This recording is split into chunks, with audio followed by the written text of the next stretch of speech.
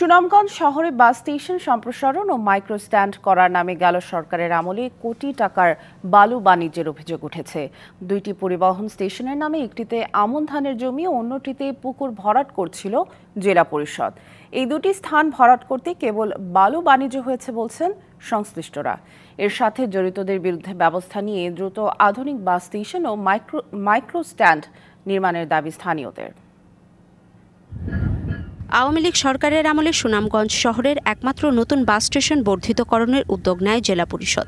এ সময় সুরমা নদীতে অবৈধ ড্রেজার মেশিন লাগিয়ে বাসস্ট্যান্ডের আমনের জমি ভরাট করা হয়। একই সময় মাইক্রোস্ট্যান্ড করার নামে জেলা পরিষদের আরেকটি পুকুর ভরাটের কাজ শুরু করা হয়েছিল। তবে 5ই আগস্টের পর এই কাজ বন্ধ হয়ে যায়। স্থানীয়রা বলছেন, স্টেশন সম্প্রসারণ ও নতুন মাইক্রোস্ট্যান্ড করার নামে কেবল বালু বাণিজ্য করেছেন তৎকালীন আওয়ামী লীগের নেতারা। খালি দেখেরাম সু খালি বালুটোই ফেলাইছে, তারা এটা দেখাইয়া তারা মুনাফাটা পার। আমরা যেটা পুকুর যদি বরাট করে তো আমরা অসুবিধা, আমরা এখান থেকে যাইতে আমরা যাইব। মাঠের অলরাউন্ডার আমি, আর ঘরের allrounder Tilex. Tilex toilet cleaner, clean মানেই টাইলক্স। শহরের একমাত্র বাস স্টেশন 1994 সালে নির্মাণ হলেও সময়ের সঙ্গে বেড়েছে যাত্রী ও পরিবহনের সংখ্যা। একই সঙ্গে অবকাঠামো হয়ে পড়েছে ব্যবহারের অনুপযোগী। কিন্তু এসব সংস্কারে নেওয়া হচ্ছে না কার্যকর উদ্যোগ। পুকুরও মাছ চাষ করাই গইতো, এরপরে এটা বড় হয়েছে। বড় হইয়া তো এটার মাঝে খালি খাদ হইদার হইতে মনে হয় যার মনে হয় 2 বছর ধরে। পুকুর হওয়ার পরে কত টাকার বরাদ্দ করছে এটা আমরা জানি না।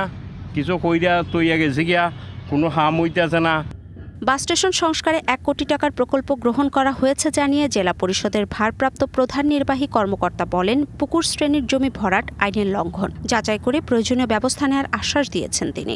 পুকুর ভরাট করা হয়েছে মাইক্রো স্ট্যান্ড তৈরির জন্য। পুকুর শ্রেণীর জমি ভরাট করে থাকা এটা আইনের লঙ্ঘন।